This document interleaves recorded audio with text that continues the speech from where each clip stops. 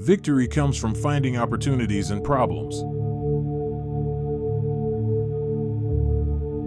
He will win who knows when to fight and when not to fight. If you are far from the enemy, make him believe you are near. Know your enemy and know yourself, and you can fight 100 battles without disaster. Pretend inferiority and encourage his arrogance.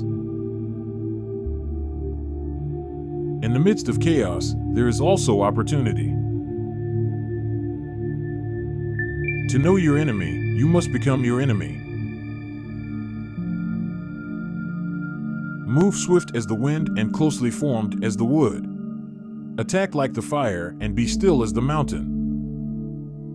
Even the finest sword plunged into salt water will eventually rust. Wheels of justice grind slow but grind fine. Never venture, never win. The supreme art of war is to subdue the enemy without fighting. Build your opponent a golden bridge to retreat across. Be where your enemy is not. When your army has crossed the border, you should burn your boats and bridges in order to make it clear to everybody that you have no hankering after home. The wise warrior avoids the battle. If the mind is willing, the flesh could go on and on without many things.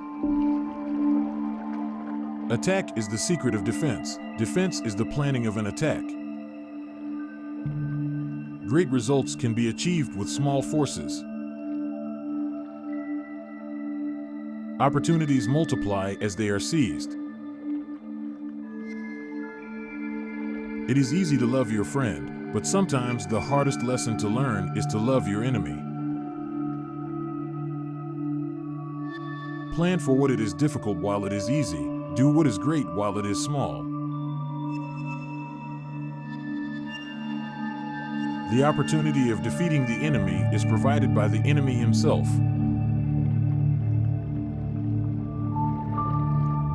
We cannot enter into alliances until we are acquainted with the designs of our neighbors. When the outlook is bright, bring it before their eyes, but tell them nothing when the situation is gloomy. Energy may be likened to the bending of a crossbow, decision to the releasing of a trigger. Ponder and deliberate before you make a move. Move not unless you see an advantage. Use not your troops unless there is something to be gained. Fight not unless the position is critical. To fight and conquer in all our battles is not supreme excellence. Supreme excellence consists in breaking the enemy's resistance without fighting.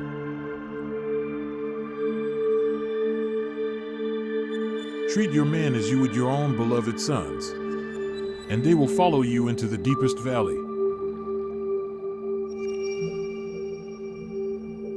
When the enemy is relaxed, make them toil. When full, starve them.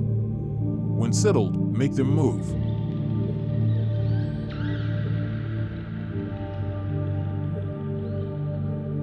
Be extremely subtle even to the point of formlessness. Be extremely mysterious even to the point of soundlessness. Thereby you can be the director of the opponent's fate. The general who wins the battle makes many calculations in his temple before the battle is fought. The general who loses makes but few calculations beforehand. The greatest glory in living lies not in never falling, but in rising every time we fall.